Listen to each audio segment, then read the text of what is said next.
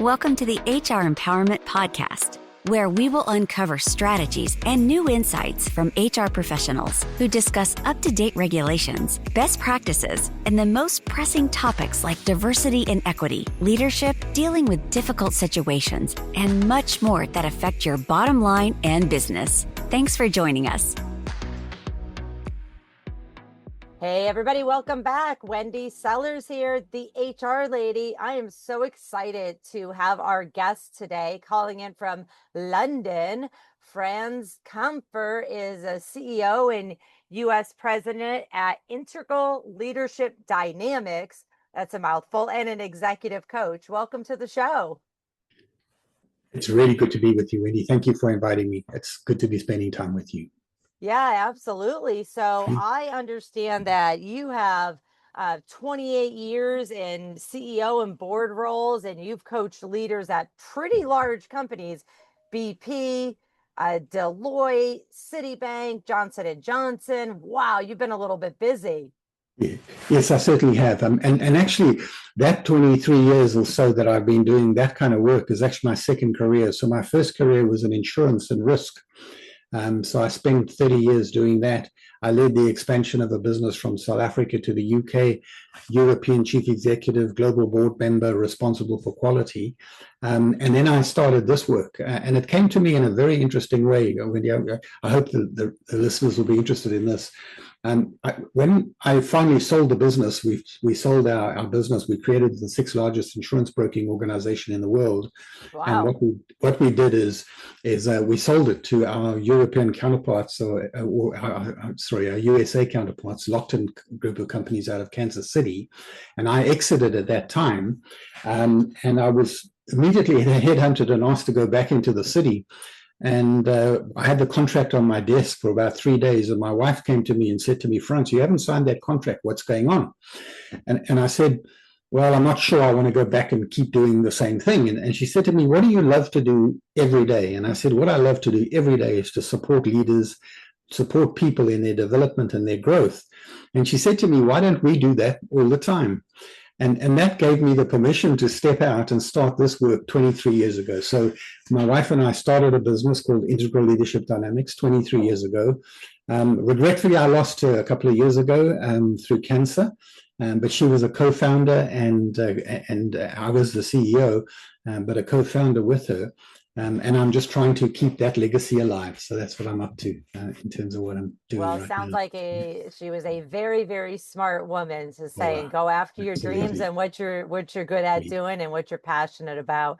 Isn't it interesting that so many people don't end up in careers that they're passionate about just because of probably desperation or just lack of knowledge? So, I love that you're doing this and that you've helped roll out Manager as a Coach to thousands of leaders. What does that actually look like in like the first 90 days? Well, it's an interesting thing that we starting this business in training. A client came to us and said, "Can you do this kind of work?" And we said, yes, we could. And at the time, I looked at Deb and I said, "What are we going to do with this?" And she is very smart. She's very structured and so on. So we created the program and we rolled it out initially in GSK. So that's where we started the program. And what I'm finding, and I still find this with leaders today, is that leaders are in a position, they think they have to control everything. They think that they have to have all the answers, and they have to be smart. And what that happens is that they become overwhelmed with all the work that they're doing. So one of the things that I ask leaders to do is to think about, you've had really good leaders and you've also had really poor leaders. And you know what that feels like. And they go, "Yeah, we absolutely know what that is." And I say, when you get promoted, you get amnesia. You forget that what you really appreciated was being given space and time and being challenged to be better than you are. So a coaching approach is one of the main ways that I think we develop leaders who are going to get the best out of the people around them. And I ask them this question. I say to them, if you were being led by you, what would you want from you? And that stops them in their tracks. They go, "Oh my goodness, I've been trying to control everything. I've been trying to direct everything." And actually what I appreciated when I was being led well was being given the opportunity to expand. So that's the first thing, is to get leaders' mindsets around that. And then it needs to become a practice. And really, without it becoming a practice, we go back to our old ways. We go back to command and control. So part of what we do in our programs is to make sure people put it into practice. And we encourage their leaders, their line managers to get involved and to actually start giving feedback and work the pull through. Because in that first 90 days, if you don't put it into practice, it'll become a good concept in the back of your mind, but actually you won't put it into practice and therefore get the benefits of doing this differently. The interesting thing, though, is as people start to have these types of conversations where instead of telling people what to do, they ask them, when you come to me, bring me solutions, bring me options, let's have a conversation. You take ownership and responsibility. And they are surprised at how people dive into that possibility and give of their best. And all of a sudden, creativity, innovation expands. People are getting more done than they were before, and problems are being solved without the leader, and that allows the leader to operate at a different space, at a higher level, if that makes sense. Because so many leaders are too much in the operational piece of things. Yeah, it sounds like that's where most organizations get stuck. They're like, here's an idea, but then they don't actually follow through. Shocker, right? Yes. Some statistics that I wanted to share to follow up with that. Obviously, organizations with strong coaching cultures, real coaching cultures, report higher revenue growth and retention. And employees who receive regular coaching are 3.6 times more likely to be engaged at work, and that's per Gallup. And my goodness, every day, all I'm doing is talking about employee engagement. And this brings it right back to, if they're engaged, they're going to help you meet your goals. Shocker. Absolutely. I think the big thing is around retention. Smart people want to be given a chance to excel, to do great work. And if you think about it, the greatest human need is, do you see me? Do you hear me? Does my work matter? And I think if you have a coaching mindset around this, that allows the space for people to be seen. Their ideas matter.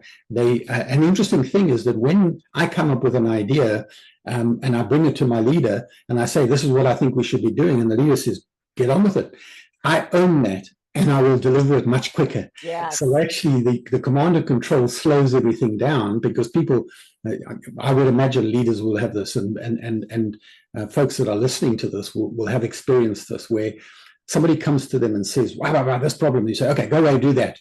And then 2 days later, you're having the same conversation, because the person says, well, you didn't quite understand the context, and the context is a little bit different to what you're suggesting. And they're having the same conversation again. And we do this on the basis of trying to be efficient. And I don't think you can be efficient with human beings. I think you need to be effective in the conversations that you have. I love that statement right there. And it's so true, though. I was pulling another statistic, getting ready for this, from Gallup, that said only 30% of employees strongly agree that their manager actually involves them in goal setting. And this goes right back to what it is. Like, if you're shoving a goal down somebody's throat, they may not understand it. They didn't have an opportunity to, ask questions, or they may not at all agree with it, but aren't going to say anything because they don't want to lose their job. So folks, make sure that a manager as a coach is important. Don't get stuck. Make sure it's a process, not just a policy that's, thrown out and nobody really knows what the heck you're talking about. All right. So my next question is about, you kind of already mentioned it a little bit about leaders having all the answers. So you, after decades in CEO and board roles, what's the biggest mind shift leaders need to make to move from having all the answers to leading through coaching? So I'd like to take it probably to a different level, if I can do that in this. So one of the things that I'm finding is it's not only a mindset shift, it's an identity shift as well.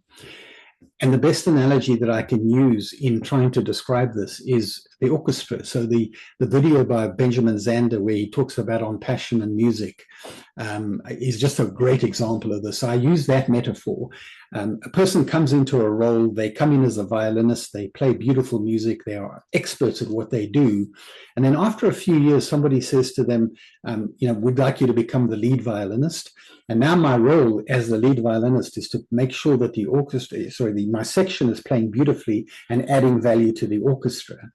And then what happens is somebody steps in and says, okay, we'd like you to put the instruments down and we'd like you now to become the conductor. Oh. And that is the major shift that people fail to make because they want to go back to playing the instruments. And if you think about it from a conductor perspective, the only way that I can get the best out of the orchestra is to coach them really well, to have the one-to-one conversations, to have the section conversations, and actually be very clear about the outcomes. But I've got to leave the playing to them. And I can't get involved with the instruments. And that's the biggest shift. It's both a mindset shift and it's an identity shift that says that my role is a conductor. And what I want to become is, yes, I'm expert in my subject matter, but I also want to become an expert in people. And our job as a conductor is to get the best out of the orchestra. And Zander says something that I really love. He says, my job as the conductor is to ensure that the orchestra has shiny eyes so that the audience has shiny eyes. And I just love that as a metaphor for leadership. Can you imagine if I'm the kind of leader that creates shiny eyes in my people so that my stakeholders, my customers, the people that are important to me have shiny eyes as well? So I think that's the biggest expansion that we need to make in terms of leadership. Yeah. So not just having the answers, but again, leading through coaching and making sure that we, whoever we are, but you're probably some kind of manager hat on, are ensuring that our employees are in it to win it with us and they're engaged. And in fact, Gallup says that managers account for at least 70% of variance in employee engagement. And I see that every day. It just makes sense. That's who they deal with, that and their coworkers. So thank you for that. Now, there's often... go ahead. Can I just add something to that? Yeah, absolutely. Judith Glaser said something absolutely superb. She said that the quality of your culture is determined by the quality of the relationships that you forge, yes, which is determined by the quality of the conversations that you have. Everything happens through the quality of conversations. So I think the middle managers, and Gallup is absolutely right, they own that conversational space. And are they having coaching conversations, but also wider than that, quality conversations about people's development, the ownership of their own career, supporting them in their development, and so on. So I think you really, with those stats, you're striking at the heart of, I think, some of the real problems that we have in leadership, the quality of the conversations not being where they should be. I think that's super important to address right now, since most of us, including me, are using AI like insanely to help improve our productivity and then even our communication. But folks, humans are still needed, because those quality conversations, AI can help you plan for them, follow up, prepare for them, take notes, all of that stuff. But you still need that human part in human resources and in management and leadership. So thank you for the reminder of that. That's fair enough. Yeah. So there's often a gap between company values and actual behavior of the people in the workplace. What are the observable behaviors that leaders should embed to truly close that gap? Yeah, so I think there are a few. The number one thing that I think we miss a lot in the business of our lives, AI, the ramping up of AI, quick answers, etc. The number one thing I would say is building a presence with people by being present. So we know this for those of you who have kids. When you are distracted and they are talking to you, they grab you by the face and they say, "Hey, listen to me, because you're not with me." They can feel that you're not with me. And that's the same with your people. I think being present with them is probably one of the greatest gifts we can give. If you think again about the greatest human need, do you see me? Do I matter? And if I can be present with you and fully understand what it is that you are talking about, that's going to be powerful. So that's a behavior that I would think we need to put into place. The second, and probably one of the most important, is developing the capacity to listen to understand. Mm. And the listening to understand, there's a distinction I'd like to make. Because I hear you, because I understand what you've said, does not mean I agree. And we make that mistake. We think that because I have demonstrated that I've understood you, that I now agree with you. The thing that works really well is if I can say to you, if I've heard you correctly, this is what you said to me. Yes, that's, and I go, okay, I have a different perspective. Because I've heard you, you will be open to my perspective. When I listen to have my say and to actually win the argument, what happens is the person digs a moat around their own thinking and they will defend it to the hilt. So Yes. this idea of listening to understand, I think, is really powerful. And that leads to valuing the different perspectives and being open to those different perspectives. So if I hang on to the fact that I'm an expert, I'm a leader, and I'm commanding and controlling, I'm not open to those different perspectives because I've got all the answers. And that stifles innovation, it stifles creativity. Oh, and the engagement goes down and people say, well, why bother? So the valuing different perspectives leads on from that listening to understand and be prepared to be wrong. I might not have the best idea. There may be a better idea from one of my people, and being open to that. The next one I would think about is how do I support myself and the people around me to continuously improve? So can I set up the psychological contracts between myself and my people, my peers, the people around me, so that we are constantly challenging each other to improve and to get better? So that continuous improvement. So people become used to the fact that I get praised when things go well, but I also get told when things are, aren't that good. And then the final thing, I think, particularly in the AI world, we're going to have to be very careful about the information that's coming in, the mountain of information coming in, and the ability to synthesize what is going on, what the right answers are given the circumstance. The AI doesn't understand the emotions that are involved in some of these conversations. They don't understand some of the human elements of this, and sometimes gut feel and experience actually. So teaching our people to think and to validate and to check and double check and not just accept what the output might be from Claude or Copilot or whoever that you're using in these cases. So those are some of the things that I would suggest from a behaviors point of view we want to pay attention to. Yeah, absolutely. And I'm our listeners have probably heard this from me before, but I'm huge on company values. So please, if you listeners, if you are saying, you know what, off the top of my head, I don't know what our company values are. Well, if you don't know what they are, then I guarantee your employees don't know what they are. And they really shouldn't just be these words on a marketing board somewhere, even though the marketing department usually creates them, with the mission, vision, and values, and they create them to say, oh, I want to sell all this information to our clients. We really need to be focusing on holding employees accountable for their behavior in the workplace, right, Frans? Wendy, I can't agree with you more. And one of the biggest mistakes we make is we put the values up, and let's say integrity, or we put up teamwork, or we put up respect, any one of these, and then but we don't enunciate the behaviors that we expect from people, and we don't hold them accountable to those behaviors. So that for me is where the rubber hits the road, is taking those values and saying, what is it that we expect? How do we want to work around here? And the culture is formed by accepting bad behavior or not. That starts to pervade the culture. So I think you've hit on probably the most important thing to think about is the behavior related to those values.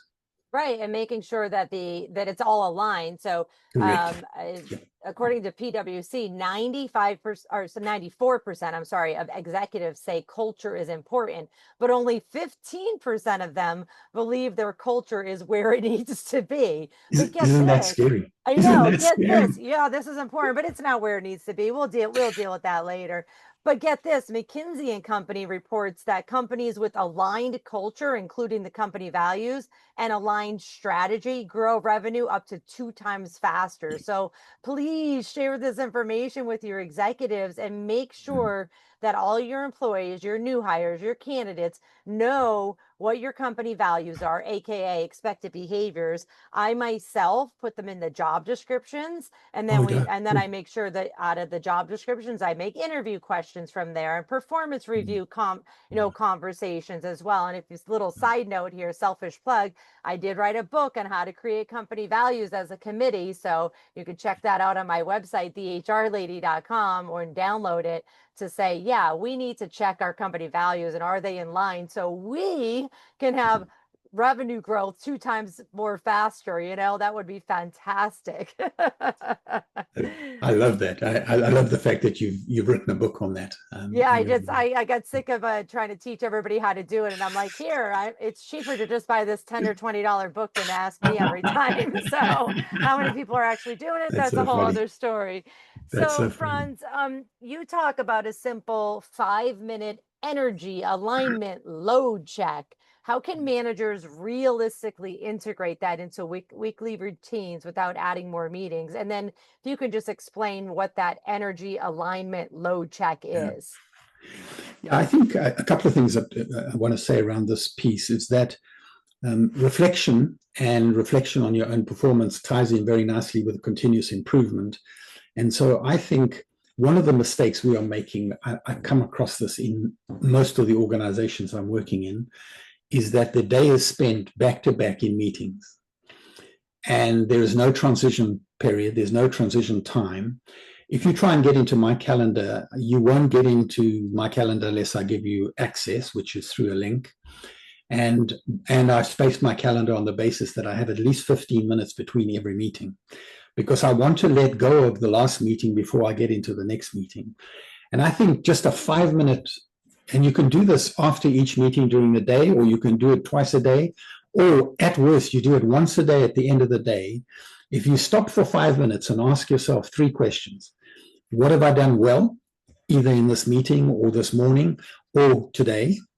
What would have made it better? What could I have done differently or better? And what will I do differently tomorrow? Can you imagine what would happen to your performance over a month, 6 weeks? What would happen to that continuous thinking and improvement that you're doing? And I think what you can also do is, in that check, to say, I've just come out of a tough meeting. How can I put that down before I go into the next meeting? And so many people are taking a bad meeting and another bad meeting, and they're taking it into the next one. And Yes. they sometimes maybe even creating the third bad meeting because of the way that they've showed up. So I think that energy alignment, just being aware of, and one of the things that we talk about, what I didn't tell you earlier, is that I'm also on faculty at Imperial College London, and I'm the program director for their flagship leadership program. It's called Leadership for a Technology-Driven World. And we don't talk about emotional intelligence anymore. We talk about emotional competence. And the reason we talk about it from a competence point of view is it's beyond the head. It's in the body. And so I want to pay attention to where's the tension arising in my body. And it typically starts there before it hits my head, and therefore I react. And so that emotional competence and emotional regulation is powerful if I can take those little short gaps during the day and put things down and pick up, okay, I'm going into the new meeting. What am I going to do in the new meeting? How do I want to show up for that meeting? And being purposeful about those transitions, if you like, if that makes sense. No, I absolutely love it. I myself have also started blocking off calendar appointments so nobody could book me. Like if somebody booked me, I'm like, no, I need 15 minutes, if not up to an hour to the next one. And I've learned this by, okay, I take notes during the meeting, or even if it's AI notes, but then I go back to it even at the end of the day and I'm like, I don't remember which notes these were for, and so if the busier you are, the more time you actually have to take that deep breath to say, I'm okay. I might be upset right now, but I'm okay. And, let me share this information with my team and maybe help them grow too. Very, very helpful. 80% of people who have received coaching report increased self-confidence. And that's from the International Coaching Federation. And I definitely, anybody that I have sent for coaching, in their industry, or maybe to be a manager, or I myself have mentored or coaching, I see that as well, that they come with kind of their head hanging down. And then it's by the end, they're like, okay, I can do this. So, hey, we could help lead the world by just coaching and mentoring a few other Exactly. people. Yeah. Speaking of, I understand that you've created the Leadership as a Coach Masterclass. Tell us about Correct. that. Yeah, so we've been running that for, it's coming up 20 years now. We've probably Whoa. taken close to 20,000 people through that, through some of the biggest corporations. So some of them that I mentioned earlier. And we do two things. One is, we think that if you're going to become the conductor, you have to have a coaching mindset and you have to have coaching skills. So we took a 16-day coaching professional coach program, and we distilled it into what we think is the essence of coaching in a corporate setting. And it's very, very popular. We're able to run it in 11 different languages. We're one of the few organizations in the world that I think could probably do that, with That's native awesome. speakers around the world. And the other thing that we've done very successfully, Wendy, is that we've created and helped organizations create internal coaching capacity. So many times the senior execs get external coaching and executive coaching, but there's this whole raft of talent in the middle that might get a little bit of leader as coach coaching from their leaders, but actually having dedicated coaches in the middle of the organization is really powerful. So that's something else that we've done, and it's been hugely successful in organizations. I think that's, bravo for that. And thank you, because I think it's important to coach everybody and anybody, no matter what their roles are. Maybe you're Exactly. coaching them to be a manager, and during that coaching session, they say, you know what, I don't want to be a manager after all. And I'd rather them figure it out there versus quitting their job or taking another job internally and going, hey, can I have my other job back? Because a lot of people may say, I want my other job back, but not here because I want to save face. So, going back to what Frans said earlier, actually communicating with your employees might be one form of communication. So this has been great. Thank you so much. But before we wrap up, are there any other resources, such as books, that you'd recommend for listeners to dive deeper into this topic and your brain? Yeah, so I really like the work of Judith Glaser and conversational intelligence. I think just around that. I've written my own book just recently. I've launched a book. It is called Dynamic Leadership in a Disruptive World, and it talks about these sorts of concepts that we've been talking about today. And then there are a whole host of coaching books that I think are powerful. So John Whitmore was my first mentor and coach. He was the guy that created the GROW model. And we built our program with some of his thoughts in mind. I always had a conversation with him about there was one step missing so I've got a 5-step process. He's got a 4-step process. And so my work is on his shoulders, I have to say, as we do that. So he's got a book, Coaching for Performance, I think is pretty cool. So that's a book that I would have a look at. I read as much as I can around the ideas of long-term. And there's a book by a lady called Kath Bishop. She's Dr. Kath Bishop, and it's called The Long Win. And why I love her book so much is she's an Olympic athlete and a Foreign Office negotiator. So she brings two very interesting perspectives to how do we have conversations for the long term, not for the short term gains that we're trying to make. So that's another book that I would suggest people get hold of. I love that. Thank you so much. I'm actually trying to write all these down. I forgot I have the video and audio, so I will just go back and look at it later. I'm a huge reader, and I just love to learn. And I think we're just all in this world together. So Thank you so much. I'll make sure that Frans's LinkedIn is in the podcast notes. Everybody, I hope this has been helpful. It's been enlightening for me. Thank you again, Frans. It's a real pleasure to be with you. I hope we get to talk to you again. Take great care of yourselves. Take care, everybody. Bye-bye.